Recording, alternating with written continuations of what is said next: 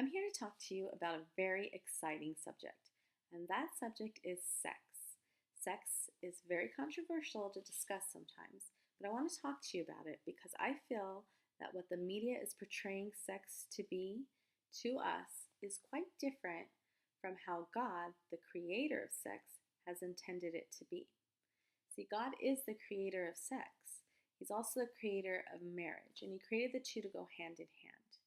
In the Bible, He says that when a man is old enough, he should leave his mother and father and cling to his wife, and the two shall become one flesh. So that clearly shows that the sex is to come after the marriage.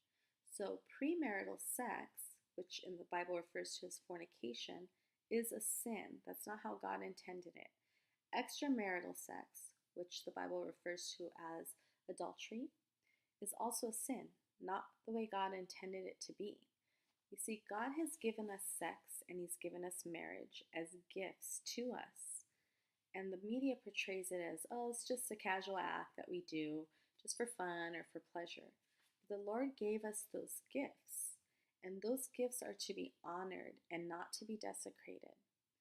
Even though the media and nowadays everything it seems almost weird, or they just mock the Christian view of premarital or extramarital sex, mocking it. Not only is it mocked in film or in music or in magazines, it's mocked by people within our own lives as Christians, friends, family. They mock it as well. And I'm just here to tell you that as Christians, don't let that bother you, because we're not to be the same as everyone else in the world. We're to be set apart.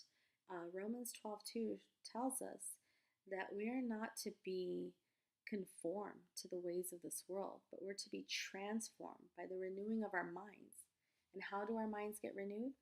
That's through our relationship with Jesus. By walking with the Lord in our lives, that changes everything. It changes our perspective. It changes how we think. The Lord changes us from the inside out. So we are not to be the same as what society is telling us. We're not supposed to just follow along with the crowd. We're supposed to be set apart. We're supposed to be following what God's word says. And God's word clearly states that God created sex. He created marriage. He's given it to us as a gift. Other sex outside of that is sin. So we really need to take that seriously, and we need to not feel like, okay, if someone's making fun of it or teasing it, we don't just bend to their ways or conform to their ways. We need to stand up for God's word. And I just wanted you to know that I think that it's important that we not be so accepting to what we're hearing, everything that's coming, into our minds from articles we read in magazines, or listening to conversations with coworkers, or films that we see. Let's not be so accepting of what they say sex is to be, or what they say is weird or strange to remain pure until marriage or to be faithful. Because we can't go by what our feelings tell us anyways. We're supposed to follow God's word. And that's because our feelings often change. So although you might think that girlfriend or that boyfriend is the one, so why not? This doesn't feel like sin because you love them. Well, our feelings change, and they might not even feel the same way about us that we feel towards them.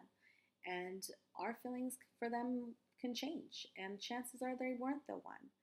So why give them the most intimate part of ourselves if that's a relationship that's not going to last? We're, especially young people, are not equipped emotionally yet, because they're not mature emotionally yet, to go through all the emotions that come along with a breakup or with cheating, feel betrayed. That can cause a lot of low self-esteem and trust issues. And those are issues that can be carried on into future relationships or your future marriage. It can affect your future spouse.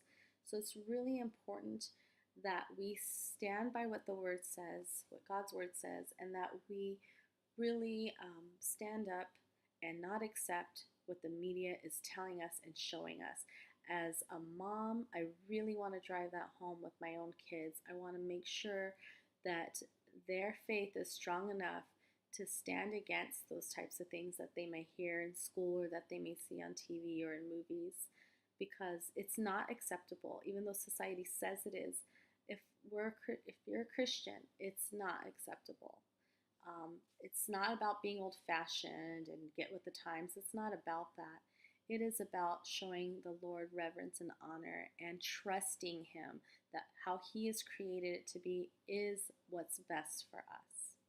So I ask you, if you're a Christian, encourage others around you to what is pure and what is good and what is God's will. And marriage, sex too, they're gifts from God. And when everything is done right with the Lord, according to His will, that is what's always going to be best for us. Thank you.